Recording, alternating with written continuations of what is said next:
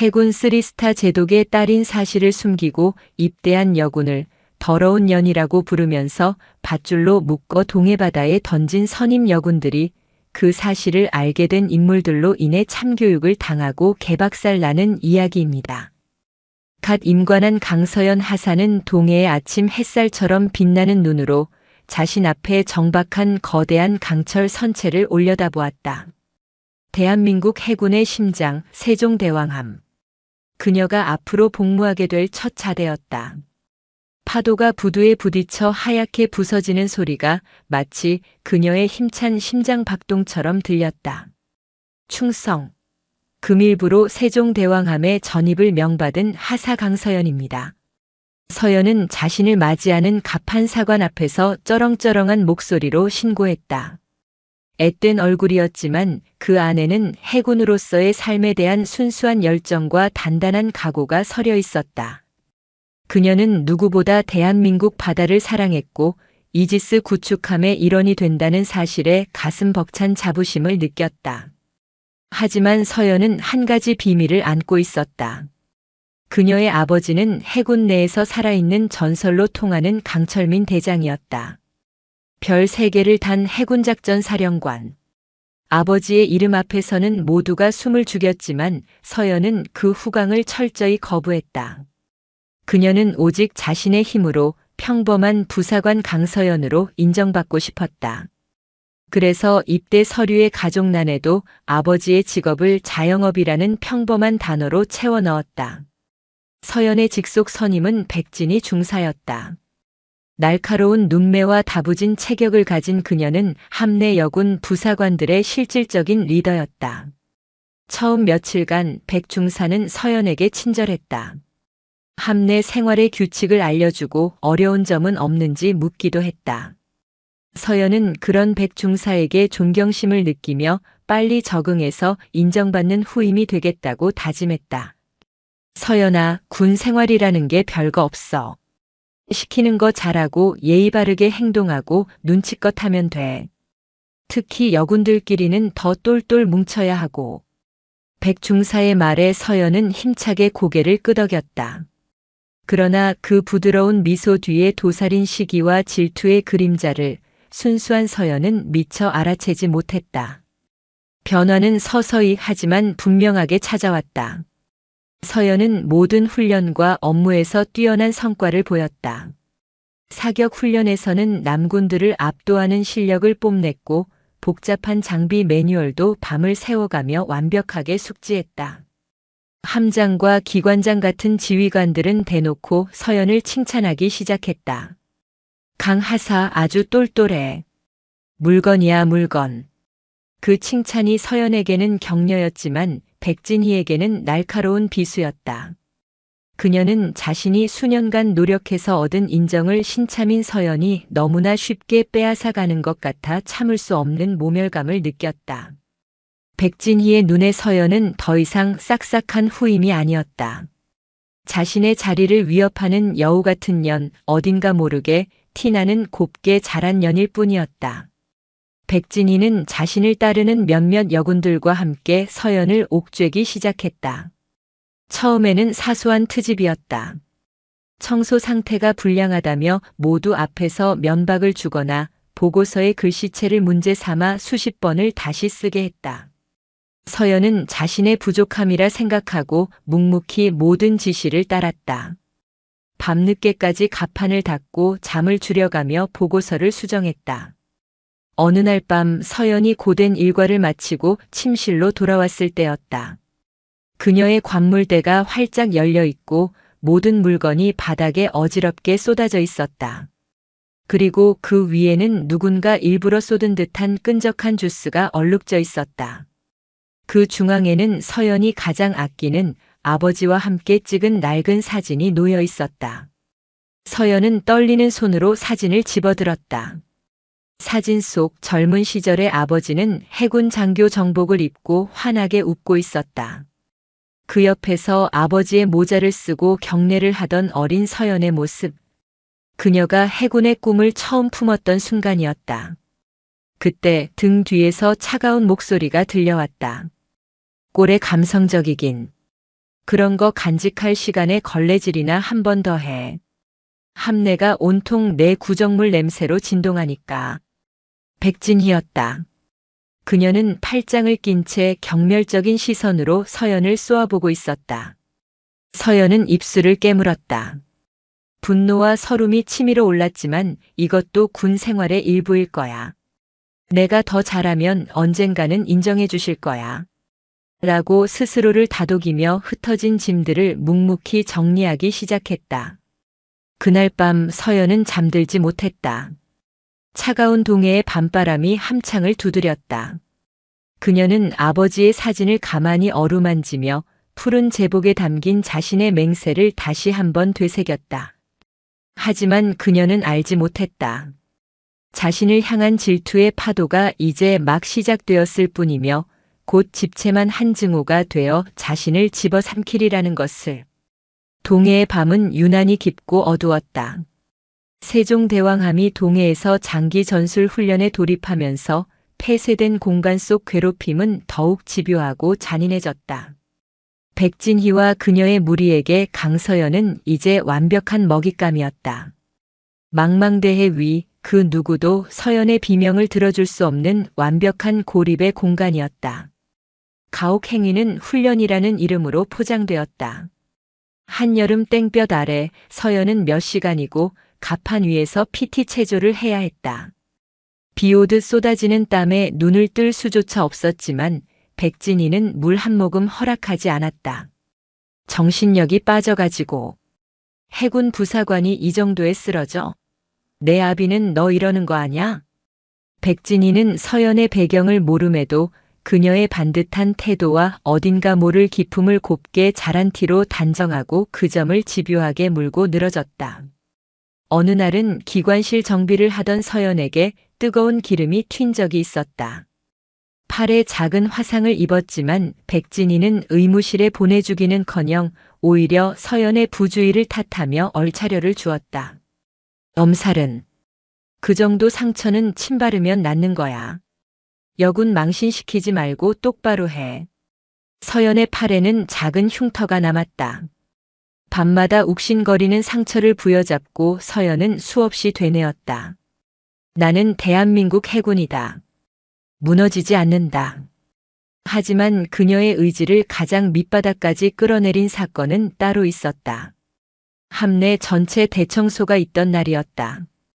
백진희는 가장 힘들고 더러운 화장실 청소를 서연에게 맡겼다. 그것도 모자라 청소 도구 대신 칫솔 하나를 던져주었다. 이걸로 변기 안쪽까지 내 얼굴처럼 반짝반짝하게 닦아놔. 검사 맡으러 올 테니 먼지 한 톨이라도 나오면 각오해. 서연은 굴욕감에 얼굴이 화끈거렸지만 묵묵히 칫솔을 들고 화장실 칸으로 들어갔다. 역한 냄새 속에서 무릎을 꿇고 변기를 닦는 내내 눈물이 쏟아졌다. 내가 왜 이런 대접을 받아야 하지? 내가 뭘 그렇게 잘못했지? 한참을 그렇게 청소하고 있을 때 백진희가 자신의 무리들과 함께 화장실로 들어왔다. 그녀들은 팔짱을 낀 채 서연의 처참한 모습을 내려다보며 낄낄거렸다. 어머, 꼴 좀 봐. 아주 그림이 따로 없네. 자세 나오는데? 역시 강하사는 뭘 시켜도 잘해. 그때 백진희가 서연의 머리채를 거칠게 잡아챘다. 서연의 머리가 뒤로 젖혀지며 그녀의 눈이 변기 안을 향했다. 야, 강서연. 넌 어딘가 모르게 사람 짜증나게 하는 구정물 냄새가 나. 알아? 백진희는 서연의 귓가에 뱀처럼 속삭였다.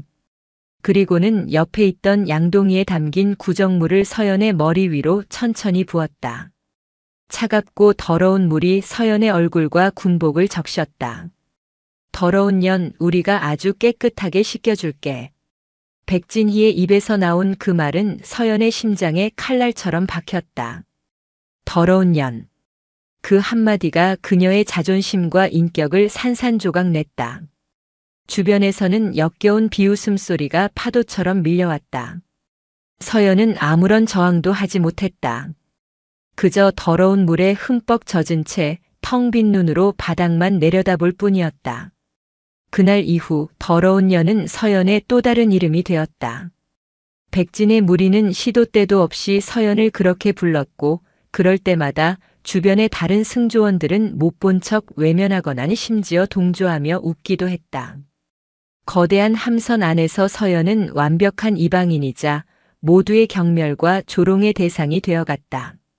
서연은 몇 번이고 용기를 내어 상부에 보고하려 했다. 하지만 그럴 때마다 백진이는 귀신같이 알아채고 그녀를 막아섰다. 내가 감히 찌르려고 해? 어디 한번 해봐. 내 군 생활이 어떻게 끝나는지 내가 똑똑히 보여줄 테니까. 너 같은 년 하나 사회에 매장하는 거 일도 아니야. 협박과 함께 이어지는 폭행에 서연의 몸과 마음은 만신창이가 되어갔다. 푸른 바다를 동경했던 그녀의 눈은 어느새 빛을 잃고 동해의 깊은 심해처럼 어둡고 차갑게 가라앉아 있었다. 그녀는 매일 밤 아무도 없는 갑판에 나가 칠흑 같은 바다를 보며 생각했다. 차라리 저 바다에 빠지면 이 모든 고통이 끝날까? 하지만 그녀는 포기할 수 없었다. 아버지의 얼굴이 해군이 되겠다고 처음 맹세했던 어린 시절의 자신이 눈앞에 아른거렸다. 서연은 이를 악물었다. 살아남아야 한다. 어떻게든 버텨내서 저들의 죄를 세상에 알려야 한다. 그녀는 그날부터 모든 것을 기록하기 시작했다. 가혹 행위가 있었던 날짜와 시간, 장소, 그리고 그들이 뱉었던 모욕적인 말들까지. 작은 수첩에 꾹꾹 눌러 쓴 그 기록들은 언젠가 진실을 밝혀줄 유일한 무기였다. 그녀의 작은 관물대 깊숙한 곳에서 복수의 칼날이 조용히 벼려지고 있었다. 출항 3주째 세종대왕함은 동해의 거친 파도를 가르며 북상하고 있었다. 기상 악화로 파고는 점점 높아졌고 함선은 요람처럼 위태롭게 흔들렸다. 이런 날이면 갑판 출입은 엄격히 통제되었지만 백진이에게는 오히려 절호의 기회였다. 그날 밤 당직 근무를 마치고 녹초가 된 서연에게 백진이가 다가왔다. 평소의 날카로운 표정 대신 기묘하게 누그러진 얼굴이었다. 강하사, 잠깐 나 좀 보자. 갑판으로 나와. 불길한 예감이 서연의 등골을 스쳤지만 거부할 수는 없었다. 서연이 묵묵히 그녀의 뒤를 따르자 백진희의 무리들이 어느새 서연의 앞뒤를 에워쌌다. 그들의 손에는 두꺼운 밧줄과 청테이프가 들려 있었다. 오늘 밤 특별 정신 교육을 좀 해야겠다. 내 그 더러운 정신머리를 이 동해의 차가운 물로 확 씻어내야겠어. 백진희의 눈이 광기로 번뜩였다. 서연은 뒷걸음질 쳤지만 이미 퇴로는 막힌 후였다. 건장한 여군들이 순식간에 서연을 덮쳤다.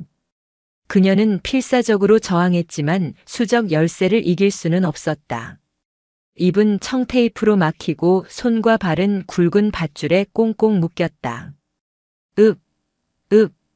서연은 비명을 질렀지만 집채만 한 파도 소리와 미친 듯이 울부짖는 바람 소리에 묻혀버렸다. 그녀들은 서연을 질질 끌고 통제구역인 함수 갑판 끝으로 향했다. 칠흑 같은 어둠 속 성난 파도가 금방이라도 함선을 집어삼킬 듯이 포효하고 있었다. 야, 강서연. 마지막으로 할 말은 없냐? 백진이가 서연의 얼굴에 붙은 청테이프를 거칠게 떼어냈다. 입술이 찢어지는 고통과 함께 서연은 가쁜 숨을 몰아쉬며 애원했다. 제발 살려주세요. 제가 잘못했습니다. 뭐든지 다 하겠습니다. 잘못? 내가 뭘 잘못했는데? 넌 태어난 게 잘못이야.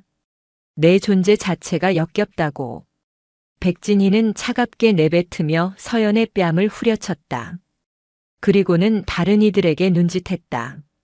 그들은 밧줄에 묶인 서연의 몸을 난간 너머로 들어올렸다.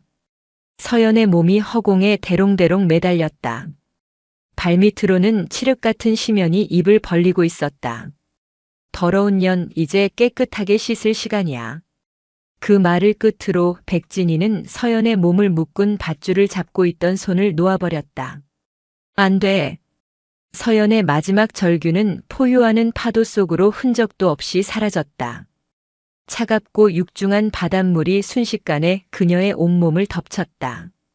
숨이 턱 막히고 온몸의 감각이 마비되는 듯한 극심한 고통이 밀려왔다. 몸은 밧줄에 묶여 있어 조금도 움직일 수 없었고 거친 파도는 그녀를 장난감처럼 이리저리 내던졌다. 멀어져가는 세종대왕함의 불빛을 보며 서연의 의식은 점점 희미해져 갔다. 아버지 죄송해요. 마지막으로 떠오른 것은 아버지의 얼굴이었다. 자신을 얼마나 자랑스러워했던가. 그런 아버지에게 불효를 저지르고 이렇게 허무하게 죽는구나. 억울함과 슬픔에 눈물이 쏟아졌지만 그 눈물은 이미 거대한 동해의 일부가 되어버렸다. 그렇게 서연의 의식이 심연 속으로 완전히 가라앉으려던 바로 그 순간이었다. 어둠 속에서 희미한 빛이 깜빡이는 것이 보였다. 처음에는 죽기 직전에 보는 환상이라고 생각했다. 하지만 빛은 점점 더 선명해졌다. 그것은 그네에서 조업 중이던 작은 오징어잡이 배의 집어등이었다. 배에 타고 있던 늙은 선장의 눈에 파도 사이로 무언가 떠오르는 것이 우연히 포착되었다.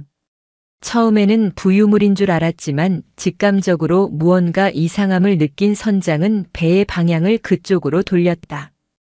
저거 사람 아니요? 선장의 외침에 다른 선원들이 달려나왔다. 그들의 눈에 들어온 것은 밧줄에 묶인 채 의식을 잃고 표류하는 해군 군복 차림의 여성이었다. 빨리 건져 올려. 선원들은 황급히 서연을 배 위로 끌어올렸다. 이미 숨은 멎어 있었고 차갑게 식은 몸은 미동조차 없었다. 하지만 늙은 선장은 포기하지 않았다. 그는 수십 년간 바다에서 익힌 경험으로 쉼없이 심폐소생술을 실시했다. 한편 세종대왕함에서는 백진이가 함장에게 보고하고 있었다. 강서연 하사가 함내 생활에 적응하지 못해 스스로 목숨을 끊은 것 같습니다. 유서로 추정되는 메모가 발견되었습니다. 그녀가 내민 것은 미리 위조해둔 가짜 유서였다. 모든 것이 그녀의 계획대로 완벽하게 흘러가고 있었다. 그녀는 이제 곧 성가신 존재가 사라진 평온한 일상으로 돌아갈 수 있으리라 생각하며 속으로 비웃었다. 하지만 그녀는 몰랐다. 그녀가 던져버린 진실이 동해의 작은 어선 위에서 기적적으로 다시 숨을 쉬기 시작했다는 것을. 그리고 그 기적은 곧 거대한 폭풍이 되어 그녀의 추악한 위선과 범죄를 남김없이 쓸어버릴 것이라는 사실을. 커헉. 늙은 선장의 끈질긴 노력 끝에 서연은 기적적으로 한 줌의 바닷물을 토해내며 희미한 숨을 되찾았다. 그녀의 눈이 힘겹게 떠졌다. 눈앞에는 낯선 어부들의 걱정스러운 얼굴과 여전히 폭풍우가 몰아치는 동해의 밤하늘이 펼쳐져 있었다. 살아남았다. 지옥 같은 심연 속에서 그녀는 살아 돌아왔다. 그리고 그 생존은 이제 막 시작될 거대한 복수의 서막이었다. 속초의 한 종합병원 응급실은 폭풍우를 뚫고 실려온 환자들로 아수라장이었다.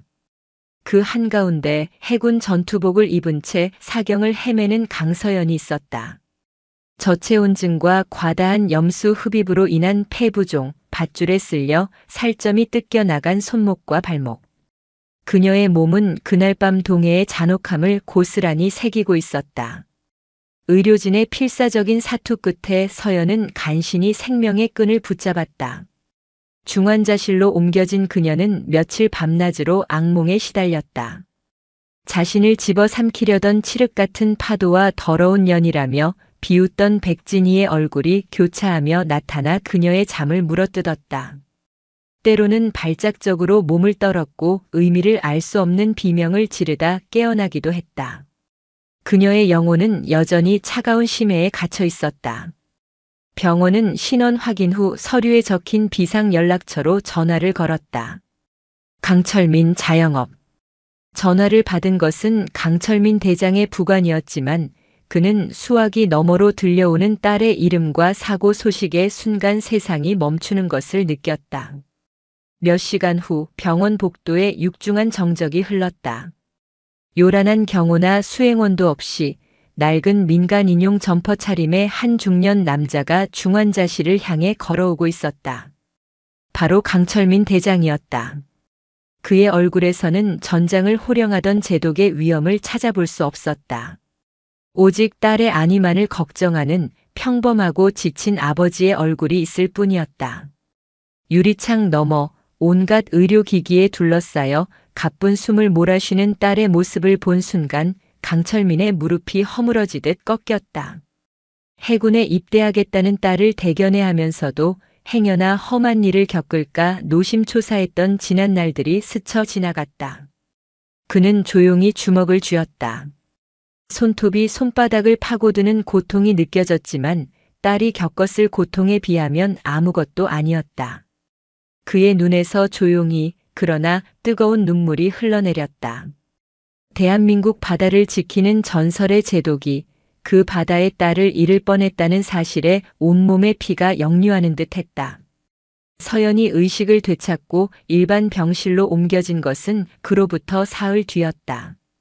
며칠 만에 수십 년은 늙어버린 아버지의 얼굴을 본 서연은 참았던 울음을 터뜨렸다. 아버지는 아무 말 없이 딸의 앙상한 손을 잡아줄 뿐이었다. 어느 정도 기력을 회복한 서연은 떨리는 목소리로 그동안 있었던 모든 일을 털어놓았다. 백진희의 첫 만남부터 시작된 교묘한 괴롭힘 훈련이라는 이름으로 자행된 구타와 가혹 행위, 그리고 더러운 년 씻겨줄게라며 자신의 머리에 구정물을 부었던 그날의 치욕까지. 마지막으로 자신을 밧줄로 묶어 동해에 던져버렸던 그 밤의 일을 이야기할 때는 공포로 온몸을 떨었다. 강철민은 딸의 이야기를 묵묵히 들었다.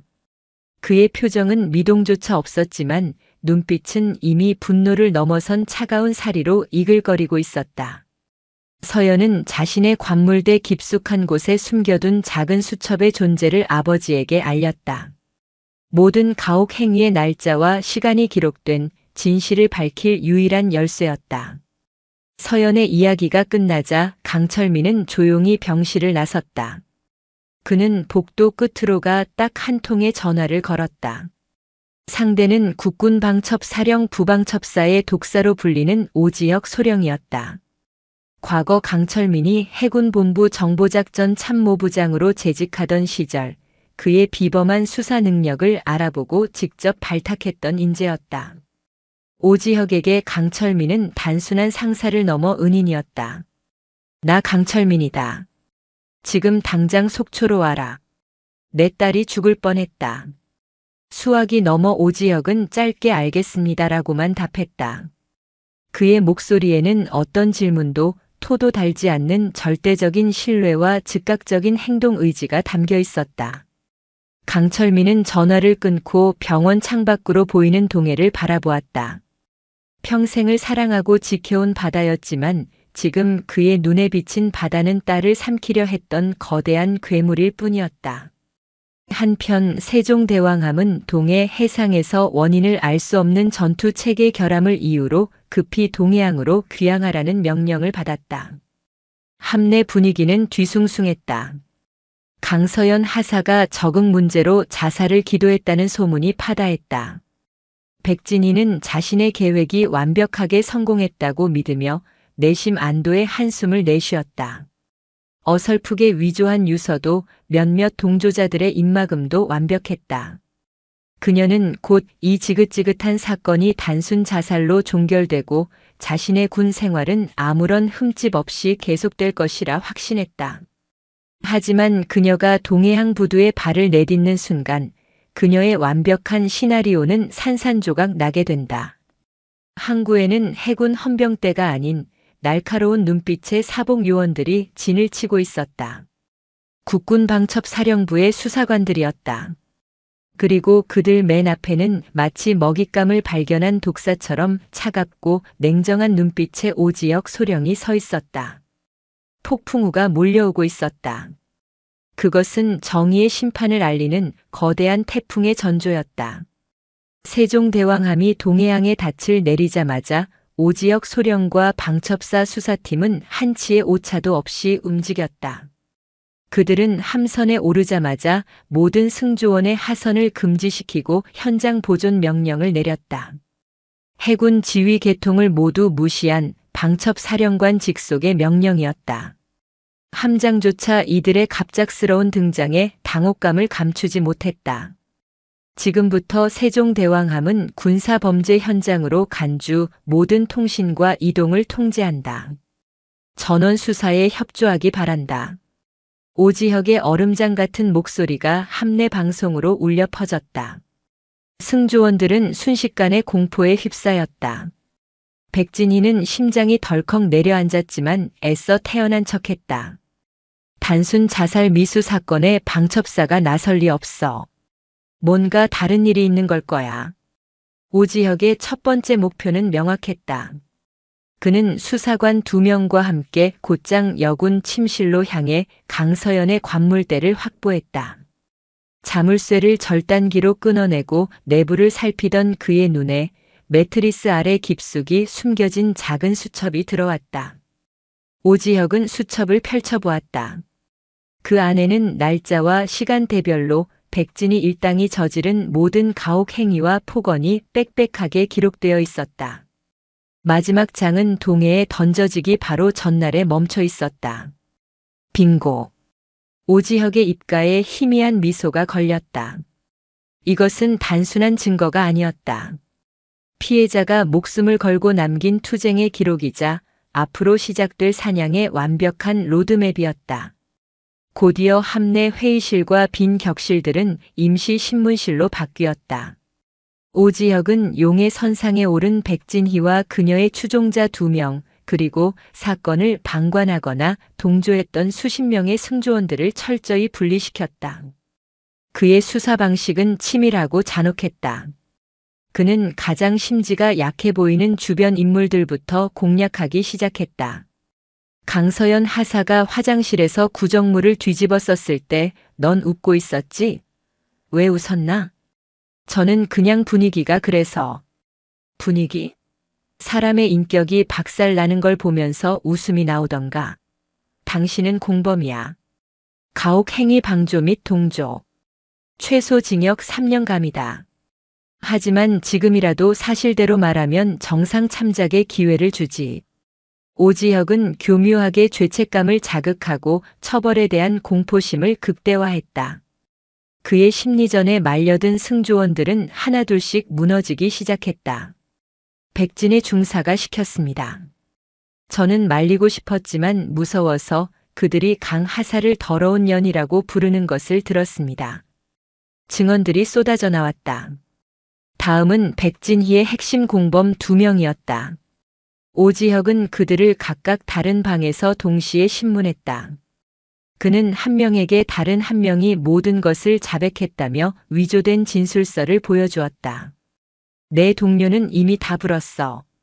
자기 혼자 살겠다고 너한테 모든 죄를 뒤집어 씌우고 있더군. 주범은 너고 자기는 그냥 옆에서 거들었을 뿐이라고. 이대로 가면 너 혼자 10년 이상 감방에서 썩게 될 거다. 거짓과 진실을 교묘하게 섞은 오지혁의 압박에 결국 공범 중 한 명이었던 하중사가 울음을 터뜨리며 모든 것을 자백했다. 그녀는 백진희의 주도하에 어떻게 서연을 괴롭혔는지, 그리고 마지막 날 밤 어떻게 밧줄로 묶어 바다에 던졌는지 상세하게 진술했다. 마지막으로 남은 것은 주범 백진희였다. 그녀는 신문실에 들어와서도 여전히 뻔뻔하고 당당했다. 강서연은 원래부터 정신적으로 문제가 많은 애였습니다. 제가 엄하게 대한 건 사실이지만 다 후임을 위한 교육 차원이었습니다. 자살 소동은 자신의 나약함을 감추려는 쇼에 불과합니다. 오지혁은 아무 말 없이 그녀가 내뱉는 거짓말들을 들으며 서류를 검토할 뿐이었다. 백진희의 오만함이 극에 달했을 때 오지혁은 조용히 녹음기 하나를 테이블 위에 올려놓았다. 이건 내 공범 하중사의 진술 녹음 파일이다. 들어볼 텐가? 백진희의 얼굴이 순간 굳어졌다. 오지혁은 멈추지 않고 다른 증거들을 하나씩 꺼내 보였다. 수십 명의 동료들이 서명한 진술서, 그리고 강서연의 피 묻은 수첩. 이 수첩에는 내가 저지른 모든 범죄가 날짜별로 기록되어 있더군. 아주 꼼꼼하게 말이야. 더러운 년 씻겨줄게. 이런 말까지 그대로 적혀 있어. 이제 내가 할 말은 딱 하나뿐인 것 같은데. 백진이는 여전히 입술을 깨물며 버텼다. 그녀는 증거가 명백해도 윗선에 연줄이 있는 자신이 어떻게든 빠져나갈 수 있으리라 믿었다. 그때 강철민 대장은 또 다른 움직임을 시작했다. 그는 해군 법무실의 얼음 마녀로 불리는 윤지수 대위에게 연락했다. 해군 사관학교 수석 졸업의 최연소 군법무관 임용 기록을 가진 타협을 모르는 원칙주의자였다. 윤 대위, 내 딸의 사건을 맡아주게. 가해자들에게 법이 허용하는 가장 무거운 처벌을 내리게 만들고 싶네. 자네라면 할 수 있겠지. 윤지수 대위는 강철민의 목소리에 담긴 비통함과 분노를 읽었다. 그녀는 짧게 답했다. 제동님, 제 모든 것을 걸고 그 쓰레기들을 군복 벗겨 법정에 세우겠습니다. 아니, 사람으로서 다시는 사회에 발붙이지 못하게 만들겠습니다. 이제 사냥의 덫은 거의 완성되었다. 방첩사의 날카로운 창과 법무실의 단단한 방패가 백진희의 숨통을 조여오고 있었다. 그녀는 자신이 건드린 상대가 누구인지, 그리고 그 뒤에 얼마나 무서운 힘이 움직이고 있는지 전혀 깨닫지 못한 채 마지막 발악을 준비하고 있었다. 백진희는 모든 증언을 부인하며 최후의 발악을 했다. 그녀는 자신의 아버지가 해군 본부의 고위 군무원이며 아는 국회의원도 많다며 오히려 오지혁을 협박했다. 오소령, 당신 지금 줄 잘못 썼어. 나 하나 건드리려다 당신 군 생활이 끝장날 수도 있다고. 오지혁은 코웃음 쳤다. 그는 이런 부류의 인간들을 수없이 봐왔다. 자신의 권력과 배경을 방패 삼아 죄를 회피하려는 추악한 군상들. 하지만 이번 상대는 보통 인물이 아니었다. 대한민국 해군을 상징하는 제독의 딸이었다. 백진희가 믿는 연줄 따위는 강철민 대장의 이름 앞에서는 거미줄처럼 하찮은 것이었다. 아직도 상황 파악이 안 되나? 좋아, 내 눈으로 직접 확인하게 해주지. 오지혁은 수사팀에게 무언가를 지시했다. 잠시 후 신문실의 대형 모니터가 켜졌다. 수사팀이 함선의 모든 CCTV 영상을 분석하던 중 기적적으로 찾아낸 영상이었다. 함수 갑판을 비추는 카메라는 폭풍으로 인해 고장난 것으로 보고되었지만 파도의 충격으로 전력이 잠시 복구되면서 결정적인 순간을 단편적으로 녹화했던 것이다. 화질은 엉망이었고 거친 바람 소리 때문에 음성도 깨끗하지 않았다. 하지만 영상 속 내용은 누가 봐도 명백했다. 여러 명의 여군들이 한 명을 붙잡고 격렬하게 저항하는 모습, 그리고 그를 난간 너머로 던져버리는 충격적인 장면이 고스란히 담겨 있었다. 백진희의 얼굴이 새하얗게 질렸다. 손과 발이 사시나무처럼 떨리기 시작했다. 조작이야, 이건 조작된 영상이야. 조작? 오지혁은 비웃으며 영상 분석 전문가의 소견서를 그녀 앞에 던졌다. 국과수 최고의 전문가들이 복원한 영상이다. 단 1%의 조작도 없다는 감정 결과서와 함께. 아, 그리고 아주 흥미로운 소리도 복원해냈지. 들어볼까? 오지혁이 음성 증폭 프로그램을 가동시키자 미친 듯한 바람 소리를 뚫고 날카로운 목소리가 신문실을 갈랐다. 더러운 년 이제 깨끗하게 씻을 시간이야. 그것은 명백히 백진이 자신의 목소리였다. 자신이 서연에게 내뱉었던 저주의 말이 이제는 자신의 목을 겨누는 비수가 되어 돌아왔다. 백진희는 비명을 지르며 자신의 귀를 막았다. 완벽하다고 믿었던 범죄의 증거가 눈앞에 재생되는 순간 그녀의 마지막 이성의 끈이 끊어지고 말았다. 그녀는 테이블 위로 쓰러지며 발작적인 울음을 터뜨렸다. 오만과 거짓으로 쌓아 올린 성이 와르르 무너져 내렸다.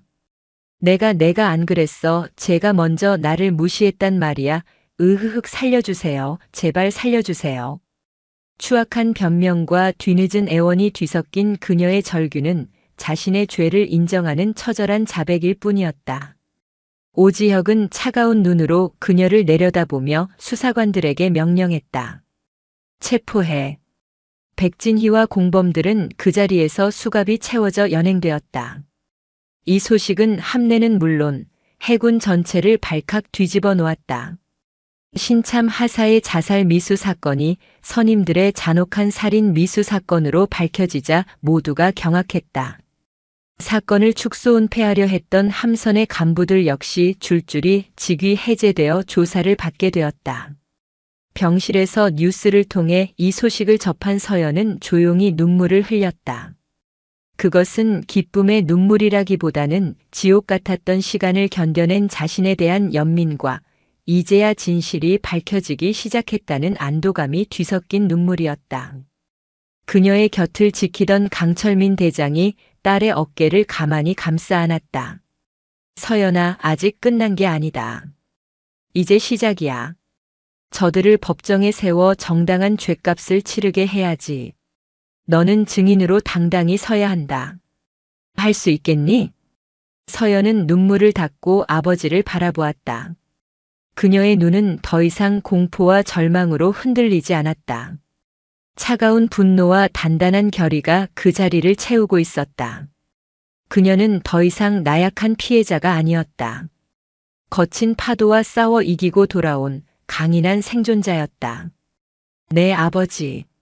할 수 있어요. 아니, 반드시 해낼 거예요. 제복의 명예를 더럽힌 저들을 제 손으로 심판받게 만들겠습니다. 그녀의 목소리에는 해군 제독인 아버지의 강철 같은 의지가 그대로 담겨 있었다. 이제 전쟁의 서막이 올랐다. 법정이라는 또 다른 전장에서 진실과 거짓의 마지막 전투가 벌어지게 될 것이었다. 서연은 그 전투의 가장 중요한 증인이자 가장 강력한 무기였다.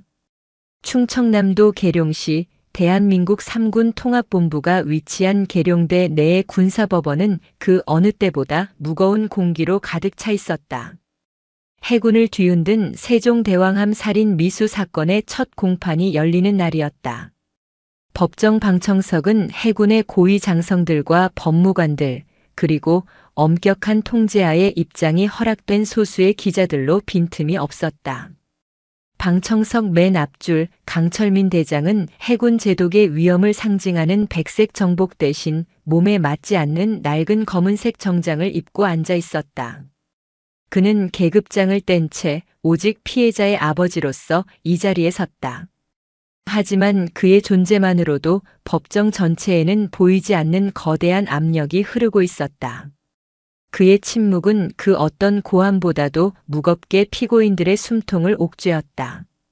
피고인석에는 군복 대신 수의를 입은 백진희와 2명의 공범이 고개를 숙인 채 앉아 있었다. 그들의 옆에는 백진희의 집안이 거액을 들여 선임한 군 형사사건 전문의 베테랑 민간인 변호사가 날카로운 눈으로 서류를 검토하고 있었다. 재판장이 입정하고 곧이어 군 검찰 측의 얼음마녀 윤지수 대위가 자리에서 일어났다. 그녀의 목소리는 차분했지만 단어 하나하나에 강철 같은 힘이 실려 있었다. 존경하는 재판장님 그리고 배석 판사님. 이번 사건은 단순히 선임이 후임을 폭행한 사건이 아닙니다. 윤지수는 피고인들을 경멸 어린 시선으로 한번 훑고는 말을 이었다. 이 사건은 대한민국의 영예를 수호해야 할 전투함 안에서 제복의 명예를 걸고 복무하는 한 군인의 인격과 생명을 무참히 짓밟은 군 조직의 근간을 뒤흔드는 반역 행위입니다. 검찰은 오늘 이 자리에서 피고인들이 저지른 추악한 범죄의 전모를 낱낱이 밝히고 이들이 다시는 신성한 군복을 입을 자격이 없는 사회의 암적인 존재임을 증명할 것입니다. 그녀의 모두 진술은 법정의 공기를 얼어붙게 만들었다. 반면 백진희의 변호인은 노련하게 반격에 나섰다. 그는 이번 사건을 과도한 군기 교육이 빚은 불행한 사고로 규정했다. 피해자 강서연 하사는 적응에 어려움을 겪는 소위 말하는 관심병사였습니다. 피고인 백진희 중사는 어떻게든 후임을 강하게 키워보려는 열정이 과했을 뿐 살해 의도는 결코 없었습니다. 이 사건은 강한 해군을 만들려는 선임의 충정과 이를 감당하지 못한 나약한 후임 사이에서 발생한 비극입니다. 변호인은 교묘하게 강서연의 나약함을 부각시키고 백진희의 행위를 충정으로 포장하려 했다. 진실을 왜곡하려는 그의 궤변에 강철민의 눈썹이 꿈틀거렸다. 곧이어 증인 신문이 시작되었다. 윤지수는 첫 증인으로 세종대왕함의 다른 승조원들을 차례로 불러냈다. 처음에는 백진희의 보복이 두려워 입을 열지 못했던 그들이었지만 방첩사의 철저한 수사와 신변 보호 약속에 용기를 얻어 증인석에 섰다. 백진희 중사는 수시로 강서연 하사에게 더러운 년이라는 폭언을 퍼부었습니다. 화장실 변기를 칫솔로 닦게 하는 것을 제 눈으로 똑똑히 보았습니다. 식판을 일부러 엎어버리고 모두 앞에서 음식을 핥아 먹으라고 모욕을 주기도 했습니다. 증언들이 이어질수록 방청석은 술렁였다. 백진희의 변호인은 증언의 신빙성을 문제 삼으며 사소한 시간과 장소의 착오를 집요하게 파고들었지만 수십 명의 입에서 쏟아지는 일관된 증언의 거대한 흐름을 막을 수는 없었다. 백진희가 함내에서 얼마나 잔혹한 폭군으로 군림했는지 그 실체가 적나라하게 드러나고 있었다. 그리고 마침내 재판장이 다음 증인을 호명했다. 검찰 측 증인 강서연 하사. 증인석으로 나오십시오. 법정의 모든 시선이 출입문으로 향했다. 문이 열리고 빳빳하게 다려진 하사 정복을 입은 강서연이 모습을 드러냈다. 그녀의 얼굴에는 그늘 한 점 없었다. 트라우마에 시달리던 나약한 피해자의 모습은 온데간데 없었다. 그녀는 흔들림 없는 걸음으로 증인석을 향해 걸어갔다. 피고인석을 지날 때 그녀는 잠시 걸음을 멈추고 백진희를 똑바로 응시했다. 그 눈빛에는 공포가 아닌 차가운 결의와 서늘한 분노가 담겨 있었다. 백진희는 자신도 모르게 시선을 피했다. 서연은 증인석에 서서 오른손을 들고 또렷한 목소리로 선서했다. 양심에 따라 숨김과 보탬이 없이 사실 그대로를 말하고 만일 거짓말이 있으면 위증의 벌을 받기로 맹세합니다. 법정 안에 모두가 숨을 죽였다. 이제 지옥의 한가운데서 살아 돌아온 생존자의 입을 통해 그날 밤의 진실이 세상의 모습을 드러낼 시간이었다. 윤지수가 첫 질문을 던졌다. 증인. 그날 밤 동해의 바다에서 무슨 일이 있었는지 이 법정에서 상세히 증언해 주십시오. 서연은 고개를 끄덕이고 마침내 입을 열었다. 강서연의 증언은 충격적일 정도로 침착하고 상세했다. 그녀는 감정에 호소하거나 눈물을 보이지 않았다. 대신 로봇처럼 정확하게 그날의 기억을 복기해 나갔다. 폭풍우가 몰아치던 가판의 바람 냄새, 밧줄이 손목을 파고들던 감촉, 청테이프의 입술이 찢어지던 고통, 그리고 자신을 바다로 밀어넣으며 더러운 년 씻겨줄게라고 속삭이던 백진희의 목소리까지. 그녀의 담담한 증언은 오히려 그날의 참상을 더욱 극적으로 느끼게 했고 법정은 깊은 침묵에 빠져들었다. 서연은 증거물로 자신의 비밀 수첩을 제출했다. 윤지수는 그 수첩의 일부를 직접 낭독했다. X월 X1. 전투와 발로 정강이를 걷어차임. 멍이 들었지만 아픈 티를 낼 수 없었다. X월 X1. 백중사가 내 부모님을 언급하며 가정교육도 못 받은 년이라고 모욕했다. X월 X1. 너무 힘들다. 하지만 포기할 수 없다. 언젠가 이 모든 것을 밝혀낼 것이다. 한 줄 한 줄 읽힐 때마다 백진희의 얼굴은 하얗게 질려갔다. 자신이 무심코 뱉었던 말과 행동들이 날짜와 시간까지 정확하게 기록되어 있다는 사실에 경악을 금치 못했다. 증언이 끝나자 백진희의 변호인이 반대 신문을 위해 일어섰다. 그는 서연을 무너뜨리기 위해 잔인한 심리전을 펼쳤다. 증인. 정말 대단한 기억력이군요. 하지만 혹시 선임의 정당한 지도를 피해망상에 사로잡혀 왜곡해서 기억하는 것은 아닙니까? 증인은 평소에도 함내 생활에 잘 적응하지 못해 동료들로부터 고립되어 있었다고 들었습니다. 외로움 때문에 이런 극단적인 거짓말을 하는 것 아닙니까? 변호인은 집요하게 서연을 정신적으로 문제가 있는 사람으로 몰아갔다. 그는 결정타를 날리기 위해 비웃음 섞인 목소리로 물었다. 그래서 해군 부사관이라는 사람이 고작 욕 몇 마디와 얼차려가 무서워서 그 거친 바다에 스스로 몸을 던져 자살 소동을 벌였다. 이 말입니까? 그것은 변호인의 결정적인 실수였다. 윤지수가 이의를 제기하기도 전에 서연이 차가운 목소리로 변호인의 말을 끊었다. 저는 자살을 시도하지 않았습니다. 명백한 살인 미수의 피해자입니다. 서연은 자리에서 일어나 재판관석을 향해 몸을 돌렸다. 그리고 우렁찬 목소리로 외쳤다. 재판장님, 부하를 밧줄로 묶어 폭풍우가 몰아치는 바다에 던져버리는 행위가 대한민국 해군에서는 정당한 지도 또는 욕 몇 마디로 통용됩니까? 만약 그렇다면 저는 오늘 당장 이 자리에서 군복을 벗겠습니다. 그녀의 외침은 법정 전체를 뒤흔드는 거대한 파문이 되었다. 한 하급 부사관이 판사석의 장성들을 향해 던진 군의 명예에 대한 준엄한 질문이었다. 재판관들의 얼굴이 굳어졌다. 변호인은 당황하여 얼굴이 붉어졌고 방청석에서는 술렁임이 터져나왔다. 그때 윤지수가 결정적인 증거를 꺼내들었다. 재판장님의 허가를 받아 다음 증거를 제출하겠습니다. 법정의 모든 스크린에 영상이 재생되었다. 오지혁 소령이 기적적으로 복원해낸 그날 밤의 CCTV 영상이었다. 비록 화질은 거칠었지만 여러 명이 한 명을 난간 너머로 던지는 장면은 누구도 부인할 수 없는 명백한 증거였다. 그리고 마침내 바람 소리를 뚫고 복원된 백진희의 목소리가 법정 전체에 울려 퍼졌다. 더러운 년 이제 깨끗하게 씻을 시간이야. 그 순간 백진희는 와르르 무너져 내렸다. 그녀는 피고인석에서 아니야. 아니야. 라고 비명을 지르며 발버둥 쳤다. 두 공범은 그 자리에 주저앉아 대성통곡하기 시작했다. 변호인은 망연자실한 표정으로 스크린을 바라보다 고개를 떨구었다. 게임은 끝났다. 과학적이고 명백한 증거 앞에서 모든 거짓과 변명은 힘을 잃었다. 오만했던 가해자들은 이제 법의 심판대 위에서 가장 비참하고 추악한 모습으로 발가벗겨졌다. 강서연은 그 모습을 흔들림 없는 눈으로 끝까지 지켜보았다.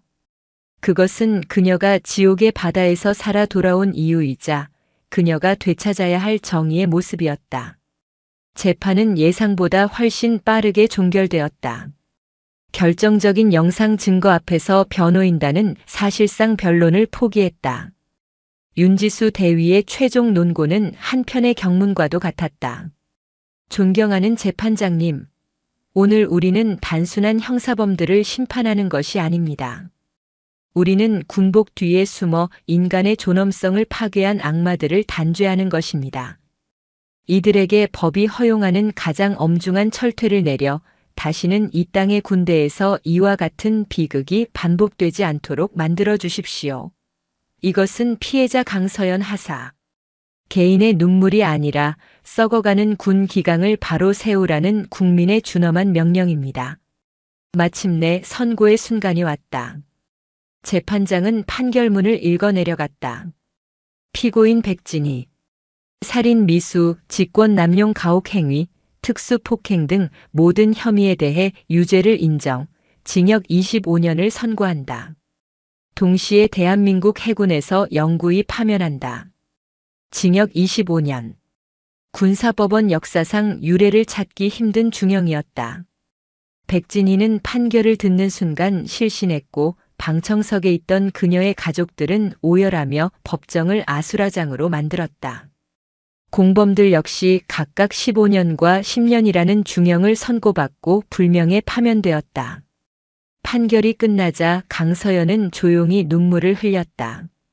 길고 길었던 싸움이 끝났다는 안도감과 처참하게 무너져 끌려나가는 가해자들의 모습을 보며 느끼는 복잡한 감정이 뒤섞인 눈물이었다. 그때 강철민 대장이 다가와 딸의 어깨를 말없이 감싸주었다.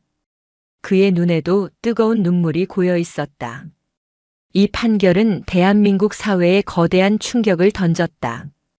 언론은 연일 제독의 딸 군내 부조리 희생양이라는 자극적인 헤드라인으로 사건을 대서특필했고 해군은 국민적 지탄의 대상이 되었다. 참모총장이 직접 대국민 사과를 했고 해군 전체에 걸쳐 전례 없는 규모의 특별 감찰이 시작되었다. 수많은 부조리가 추가로 적발되었고 수십 명의 간부들이 처벌받거나 군복을 벗었다. 강서연 한 사람의 용기 있는 투쟁이 거대한 조직을 변화시키는 기폭제가 된 것이다. 며칠 후 강철민 대장은 홀로 군 교도소로 향했다. 그는 제독의 신분이 아닌 피해자의 아버지 자격으로 백진희와의 특별 면회를 신청했다. 면회실에 들어선 백진희는 수척해진 모습으로 고개를 푹 숙이고 있었다. 강철민은 아무 말 없이 그녀의 맞은편에 앉았다. 한참의 침묵이 흐른 후 그가 조용히 입을 열었다. 내가 바다에 던져버린 내 딸의 이름은 강서연이다. 백진희는 아무런 반응이 없었다. 강철민은 말을 이었다. 그리고 내 이름은 강철민이다. 내가 그토록 경멸하고 짓밟았던 내 딸아이의 애비 되는 사람이지. 그 순간 백진희의 고개가 번쩍 들렸다. 그녀의 눈이 믿을 수 없다는 듯이 커졌다. 강철민. 해군이라면 그 이름을 모르는 사람이 없었다. 살아있는 전설 해군작전 사령관. 자신이 건드린 신참 하사가 바로 그 제독의 딸이었다는 사실을 깨닫는 순간 그녀의 얼굴에서 핏기가 사라졌다. 이제껏 자신이 믿었던 모든 것, 자신의 오만함과 어리석음이 얼마나 거대한 존재 앞에서 하찮았는지를 뼈저리게 깨달았다. 강철민의 목소리는 지극히 평온했지만 그 안에는 얼음보다 차가운 분노가 서려 있었다. 용서를 구하지 마라. 난 널 용서할 생각이 추호도 없으니까. 넌 내가 선고받은 25년 하루도 빠짐없이 감옥에서 보내게 될 거다. 그리고 그 시간 동안 매일 밤 내 딸의 얼굴을 떠올리며 내 죄를 곱씹어라. 그것이 내가 너에게 내리는 아버지로서의 사적인 심판이다. 그는 그 말만 남기고 자리에서 일어났다. 백진희는 그 자리에 얼어붙은 채 온몸을 부들부들 떨었다. 그녀는 이제야 자신이 저지른 죄의 무게가 얼마나 무거운지, 그리고 자신이 상대한 분노가 얼마나 깊고 거대한 것인지를 깨달았다. 그것은 사법적인 처벌보다 더 무서운, 영원히 지속될 정신적인 지옥의 선고였다. 그 같은 시각 서연은 자신을 구해준 어부들을 찾아갔던 속초의 바닷가에 서 있었다. 이제 그녀에게 동해는 더 이상 공포의 대상이 아니었다. 시련을 이겨낸 상징이자 새로운 시작을 의미하는 희망의 바다였다. 그녀는 곁에 선 아버지에게 말했다. 아버지, 저는 세종대왕함으로 돌아갈 수 없을 것 같아요. 하지만 해군을 떠나지는 않겠습니다. 그녀의 눈은 그 어느 때보다 단단하게 빛나고 있었다. 제가 빠졌던 그 깊은 바닷속으로 이제는 제가 직접 들어가겠습니다. 다른 사람을 구하기 위해서요. 해난구조대 SSU에 지원하고 싶습니다. 트라우마의 공간을 사명의 공간으로 바꾸겠다는 딸의 결심에 강철민은 아무 말 없이 고개를 끄덕였다. 그의 얼굴에 비로소 희미한 미소가 떠올랐다. 파도에 깎이고 모래에 부딪혀 더욱 단단해진 조약돌처럼 그의 딸은 고통의 시간을 이겨내고 진정한 강철의 전사로 다시 태어나고 있었다. 그녀의 길고 어두웠던 전쟁은 끝났다. 이제 새로운 사명이 그녀를 기다리고 있었다. 그로부터 몇 년의 시간이 흘렀다. 대한민국 해군 특수전전단 UDTSEAL과 함께 해군 최정예 특수부대로 꼽히는 해난구조전대 SSU. 바다의 119라 불리는 이곳의 훈련 과정은 지옥주라는 이름만으로도 그 악명을 짐작게 했다. 강서연은 그 지옥의 문을 스스로 열고 들어갔다. 그녀에게 SSU 훈련은 단순한 육체적 도전이 아니었다. 그것은 자신의 가장 깊은 트라우마와 정면으로 마주하는 처절한 심리전이었다. 칠흑 같은 바닷속으로 잠수할 때마다 몇 년 전 그날 밤의 공포가 망령처럼 되살아났다. 손발을 옥죄던 밧줄의 감촉, 폐를 찢는 듯한 바닷물의 고통, 멀어져 가던 세종대왕암의 불빛. 교관들은 그녀의 한계를 시험하기 위해 수중에서 공기통을 빼앗고 시야를 가렸지만 그 어떤 훈련도 그녀가 겪었던 실제 죽음의 공포보다 더 가혹할 수는 없었다. 동기들은 하나둘씩 포기하고 떠나갔다. 하지만 서연은 버텼다. 그녀는 공포가 엄습할 때마다 눈을 감고 생각했다. 나는 이곳에서 죽지 않았다. 나는 살아남았다. 그녀는 트라우마를 지우려 하지 않았다. 오히려 그것을 자신의 일부로 받아들였다. 그 끔찍했던 기억은 역설적으로 그녀를 누구보다 강하게 만들었다. 물에 대한 공포를 아는 자만이 물에 빠진 자의 절박함을 진정으로 이해할 수 있었다. 훈련을 총괄하던 살아있는 SSU의 전설 원태산 원사는 처음에는 서연을 탐탁지 않게 여겼다. 제독의 딸이라는 배경이 편견을 갖게 했다. 하지만 그는 곧 자신의 생각이 틀렸음을 깨달았다. 서연의 눈에는 온실 속 화초의 나약함이 아니라 지옥의 불길 속에서 단련된 강철의 의지가 서려 있었다. 어느 날 밤 극한의 저체온증을 견디는 훈련 중 원 원사는 탈진 직전에 서연에게 조용히 물었다. 강 중사, 너는 왜 이 길을 가려고 하나? 너 정도 배경이면 얼마든지 편한 길을 갈 수 있었을 텐데. 서연은 얼어붙은 입술을 힘겹게 움직여 답했다. 바다가 제게서 많은 것을 앗아갔습니다. 그래서 이제는 제가 바다로부터 되찾아오려고 합니다. 목숨을 희망을 말입니다. 그날 이후 원 원사는 서연의 가장 든든한 조력자이자 스승이 되어 주었다. 그는 서연에게 말했다. 바다의 무언가를 빼앗겨 본 자만이 바다로부터 무언가를 되찾아올 자격이 있다. 내 상처는 너의 약점이 아니라 가장 강력한 무기가 될 것이다. 마침내 서연은 혹독한 훈련 과정을 모두 수료하고 SSU의 상징인 황금빛 잠수 헬멧을 수여받았다. 그녀는 더 이상 과거에 상처 입은 피해자가 아니었다. 심해의 압력과 어둠을 이겨낸 대한민국 최고의 심해 잠수사 강서연 중사로 다시 태어났다. 그리고 운명처럼 그녀가 진정한 시험대에 오를 날이 찾아왔다. 동해 울릉도 근해에서 훈련 중이던 손원 1급 잠수함 한 척이 원인 미상의 화재로 심각한 손상을 입고 해저 150m 깊이에 좌초하는 사고가 발생했다. 수십 명의 승조원이 잠수함 내에 갇힌 국가적인 재난 상황이었다. 즉시 SSU의 긴급 출동 명령이 떨어졌고 서연이 포함된 최정예 구조팀이 현장으로 급파되었다. 현장은 아비규환이었다. 거친 파도와 예측 불가능한 조류가 구조 작업을 방해했다. 구조의 유일한 희망은 심해 구조잠 수정 DSRV를 좌초된 잠수함의 탈출 해치에 도킹시키는 것뿐이었다. 현재 조류가 너무 강해. 가장 숙련된 다이버가 필요하다. 누가 가겠나? 작전 지휘관의 말에 서연이 한치의 망설임도 없이 앞으로 나섰다. 제가 가겠습니다. 서연은 육중한 심해 잠수 장비를 착용하고 어둠이 지배하는 심연 속으로 몸을 던졌다. 그곳은 그녀가 죽음의 문턱까지 갔던 바로 그 동해의 바닷속이었다. 하지만 이제 그녀의 마음속에는 두려움 대신 구해야 할 생명이 있다는 사명감만이 가득했다. 가느다란 조명 하나에 의지한 채 깊은 바닷속으로 하강하는 동안 세상의 모든 소음이 사라지고 오직 자신의 거친 숨소리와 심장박동만이 들려왔다. 마침내 해저에 가라앉은 거대한 잠수함의 선체가 시야에 들어왔다. 화재의 상흔으로 검게 그을린 모습이 마치 거대한 고래의 시체처럼 보였다. 서연은 유도 케이블을 설치하기 위해 탈출 해치로 접근했다. 바로 그때 예상치 못한 난관에 부딪혔다.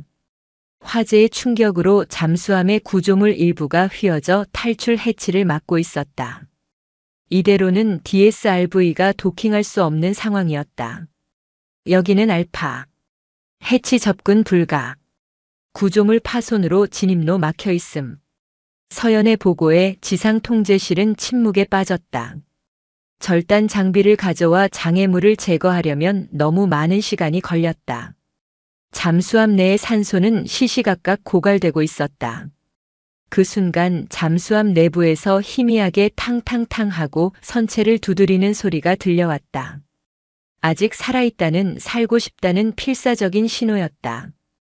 서연은 결단을 내렸다. 통제실. 현 시간부로 단독 행동에 들어간다. 유압 절단기로 장애물 제거 작업 실시. DSRV는 인근에서 대기 바람. 그것은 지극히 위험한 결정이었다. 깊은 수심에서 무리한 작업을 하다가는 잠수병에 걸리거나 산소 부족으로 자신의 목숨까지 위험해질 수 있었다. 안 된다, 강 중사. 너무 위험해. 통제실의 만류에도 서연은 자신의 판단을 밀어붙였다. 그녀는 휴대용 유압 절단기를 작동시켜 휘어진 철판을 잘라내기 시작했다. 엄청난 수압 속에서 육중한 장비를 다루는 것은 상상을 초월하는 고역이었다. 온몸의 근육이 비명을 질렀고 숨이 턱까지 차올랐다. 그녀의 헬멧 속 시야가 흐려졌다. 몇 년 전 자신을 덮쳤던 그날 밤의 절망감이 다시금 엄습했다. 포기할까? 그때 다시 한번 잠수함 내부에서 들려오는 희미한 망치 소리가 그녀의 정신을 번쩍 들게 했다. 그 소리는 단순한 소음이 아니었다. 그것은 과거 아무도 자신의 비명을 들어주지 않던 바다에서 절규하던 자기 자신의 목소리였다. 아니, 포기하지 않아. 절대로. 서연은 남은 모든 힘을 끌어모아 절단기의 레버를 당겼다. 끼익 하는 굉음과 함께 마침내 장애물이 잘려나가며 DSRV가 도킹할 수 있는 공간이 확보되었다. 구조는 성공적으로 이루어졌다. 잠수함에 갇혀있던 모든 승조원이 기적적으로 생還했다. 서연은 마지막까지 현장에 남아 모든 승조원이 DSRV로 옮겨 타는 것을 확인하고서야 수면 위로 복귀했다. 갑판 위로 올라온 그녀가 헬멧을 벗자 동료들의 우레와 같은 함성과 박수가 쏟아졌다. 구조된 승조원들은 그녀 앞에 몰려와 눈물을 흘리며 감사를 표했다. 그들 중 앳된 얼굴의 한 하사가 서연의 손을 붙잡고 울먹이며 말했다. 감사합니다. 정말 감사합니다. 죽는 줄 알았습니다. 서연은 그 하사의 얼굴에서 어쩔 줄 몰라 하며 절망에 빠져있던 과거 자신의 모습을 보았다. 그녀는 부드럽게 미소 지으며 하사의 어깨를 두드려 주었다. 괜찮습니다. 이제 안전합니다. 그것이 저희의 임무니까요. 모든 작전이 끝나고 동해의 수평선 위로 장엄한 일출이 시작되고 있었다. 서연은 구조함 갑판에 서서 떠오르는 태양을 바라보았다. 그때 누군가 그녀에게 다가와 따뜻한 담요를 덮어주었다. 아버지 강철민 대장이었다. 그는 비공식적으로 현장을 찾아 딸의 영웅적인 활약을 모두 지켜보고 있었다. 자랑스럽구나, 내 딸. 아버지는 더 이상 많은 말을 하지 않았다. 대신 자신의 제독 정복 가슴에 달려있던 지휘관 코인을 조용히 빼내어 서연의 손에 쥐어주었다. 그것은 아버지가 딸에게 줄 수 있는 최고의 찬사이자 존경의 표시였다. 서연은 아버지의 손을 마주잡고 떠오르는 태양의 눈부시게 반짝이는 바다를 바라보았다.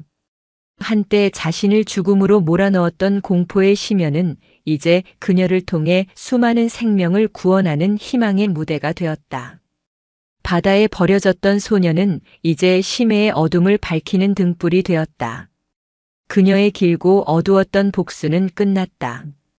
그리고 그 자리에는 타인을 구원하는 것으로 비로소 완성된 그녀 자신의 빛나는 구원이 떠오르고 있었다.